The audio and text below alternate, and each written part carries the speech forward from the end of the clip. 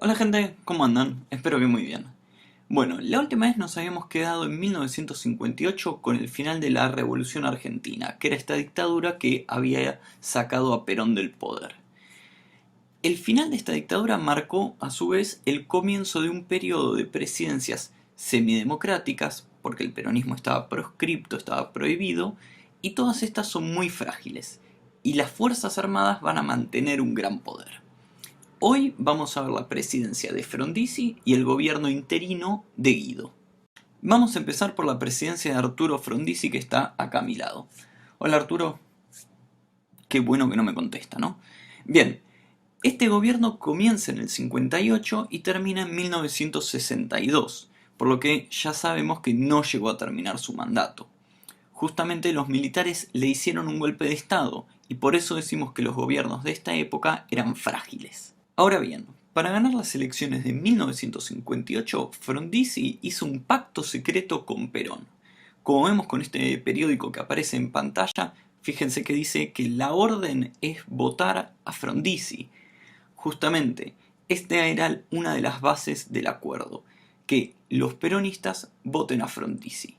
Y a cambio, Frondizi iba a hacer ciertas medidas a favor del peronismo. En un principio, Frondizi cumplió con el pacto, normalizó la CGT que había sido intervenida por los militares durante la dictadura, dio un aumento salarial del 60% y, más adelante, no de inmediato, permitió la participación del peronismo en las elecciones. Pero obvio que sin Perón, que recordemos, seguía siendo tan innombrable como ese malo de Harry Potter sin nariz que no voy a decir el nombre. En cuanto a las medidas del gobierno de Frondizi, empecemos por el plan económico, ¿sí? Este se llamó el desarrollismo, que, continuando con un poco las ideas del segundo plan quinquenal, venía a desarrollar la industria pesada, la petroquímica, el acero, la maquinaria, los automotores, entre otras. Y si era parecido al segundo plan quinquenal, también se enfrentó a los mismos problemas, la falta de energía y la falta de dinero y de capital. Para solucionar esto, Frondizi hizo dos grandes medidas. Por un lado, sancionó, o sea, aprobó la ley de erradicación de capitales extranjeros que le daba enormes beneficios a las empresas de otros países y así esperaba atraer su dinero, su capital. Por el otro lado, firmó acuerdos con empresas petroleras norteamericanas para lograr autoabastecer al país del petróleo que se necesitaba como energía para la industria. Si bien se logró el autoabastecimiento energético, estas medidas fueron muy criticadas. Primero, por los enormes beneficios que se le daba a las empresas extranjeras que podían sacar el dinero del país cuando quieran en lugar de volverlo a invertir. Después se criticó a Frondizi por firmar acuerdos con estas empresas petroleras estadounidenses. ¿Por qué? Es que Frondizi se había pasado todo el gobierno de Perón oponiéndose a los acuerdos con Standard Oil, y ahora que él estaba en el poder se dio vuelta. De todos modos, el problema central fue que la economía no mejoraba. Y para hacer estas medidas, Frondizi pidió un préstamo al Fondo Monetario Internacional. Y claro, cuando el FMI te da un préstamo, pide que tomes ciertas medidas económicas a cambio. Que las medidas que recomienda el Fondo Monetario Internacional son de ajuste. Y así es como Frondizi encaró un plan de ajuste, que consistió en congelar salarios, eliminar el control de precios, aumentar el precio del transporte, entre otros. Y obvio que si te congelan el sueldo, aumentan los precios y encima la sube no para de subir, como la sube esta que se va para arriba, en realidad no había sube en esa época, pero los trabajadores van a reaccionar. Hubo una gran cantidad de huelgas, de movilizaciones y de tomas de fábrica donde los trabajadores y las trabajadoras se quedan en el lugar de trabajo pero sin dejar entrar a los patrones.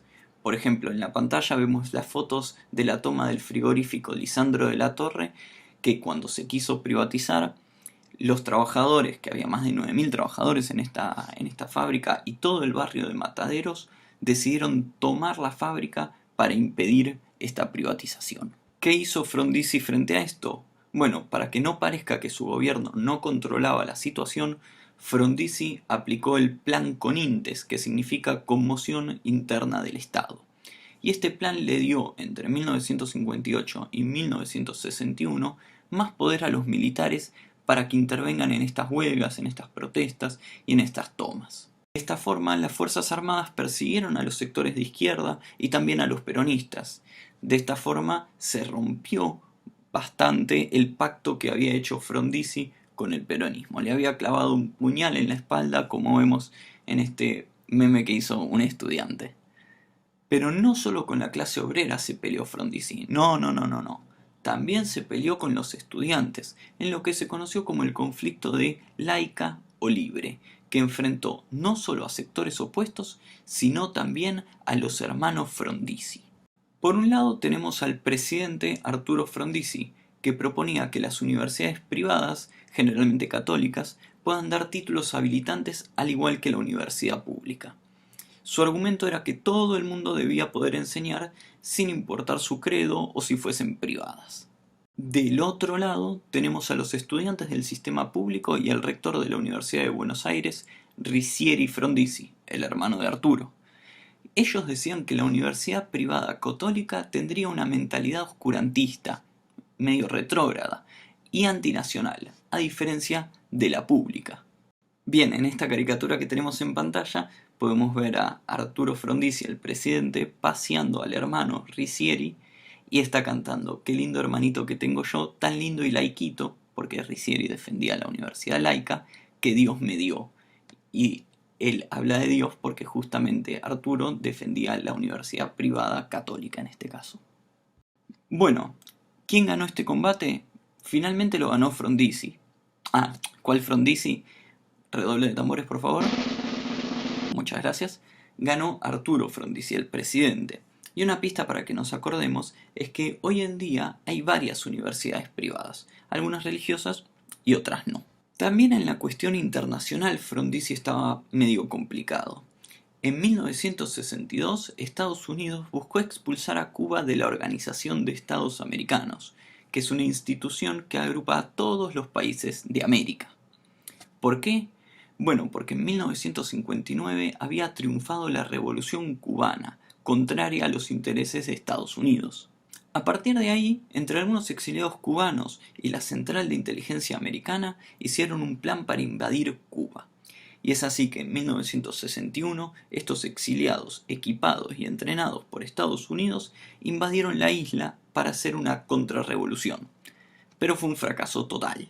En consecuencia, Cuba se alió a la Unión Soviética y se alineó dentro del bloque comunista. Entonces, habiendo fracasado militarmente, Estados Unidos buscó expulsar a Cuba de la OEA, de la Organización de Estados Americanos, para hacerle un daño político. Frondizi se opuso a esta expulsión y se reunió con el Che Guevara, uno de los líderes revolucionarios más importantes de Cuba y de todo el mundo. No voy a poner la foto más famosa porque está requemada, así que vamos con esta otra foto. A pesar de que no era comunista, pero ni cerca, Frondizi se reunió con el Che y apoyaba la autodeterminación de los pueblos y el principio de no intromisión. Es decir, que no le gustaba que Estados Unidos defina qué tipo de gobierno tenía que tener Cuba. El tema es que se le volvió en contra muy rápidamente. La reunión con el Che no le agradó mucho a los militares, que les preocupaba cualquier tipo de acercamiento con el comunismo. Por eso, si vemos la foto esta, vemos que hablan de un romance prohibido entre Frondizi y el Che. Y si a mí me preguntan, esto es básicamente un meme de los 60. Bien, dice que es un romance prohibido porque las Fuerzas Armadas le dijeron a Frondizi que vote a favor de expulsar a Cuba o le harían un golpe de Estado.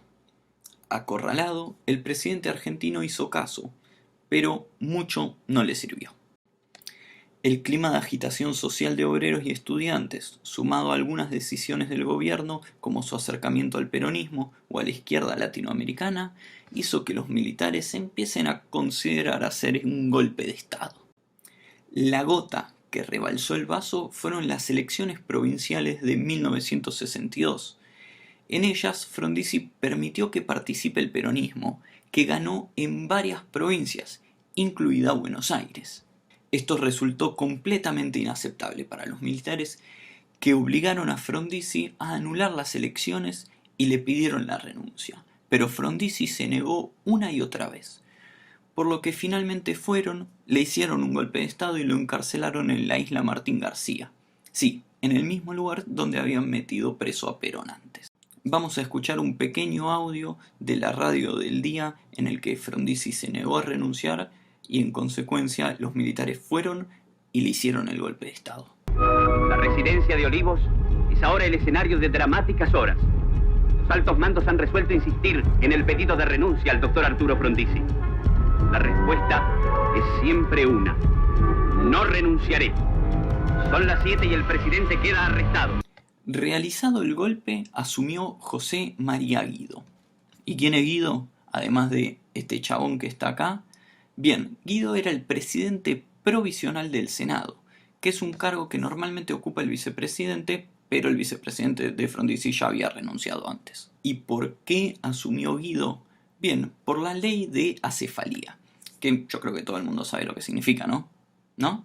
Bueno, céfalo significa cabeza y A es una partícula negativa.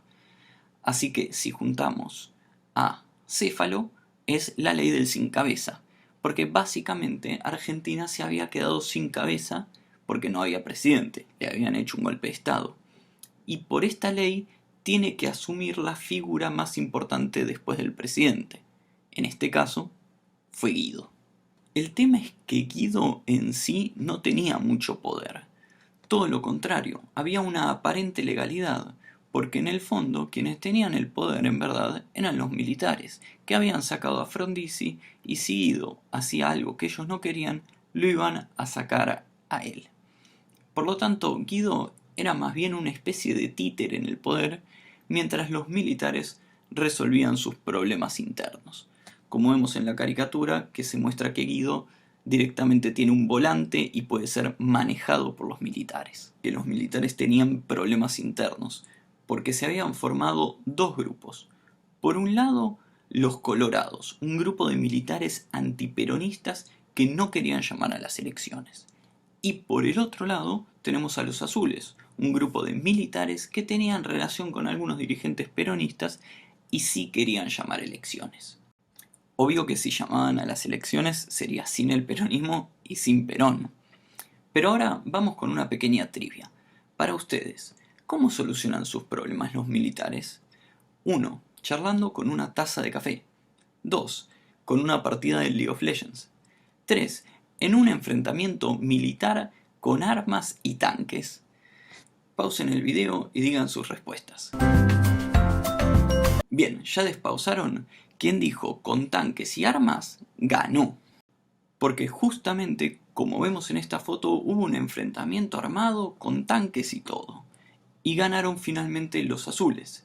Así es que en 1963 hubo nuevamente elecciones y ganó la Unión Cívica Radical del Pueblo. El presidente electo era Ilia, esta persona que vemos acá, que llegó al poder pero solamente con el 25% de los votos de la gente, o sea, casi nadie, y encima hubo un 20% de votos en blanco, lo que es un montón, porque justamente los peronistas habían llamado a votar en blanco después de la mala experiencia con el frondicismo. Bien, eso va a ser todo por hoy. La próxima vez vamos a ver el gobierno de Ilia, donde también va a estar este conflicto con los militares y se va a mostrar la fragilidad de estos gobiernos. Pero por hoy llegamos hasta acá, porque si no ya es muy largo. Así que nos vemos la próxima. Chao.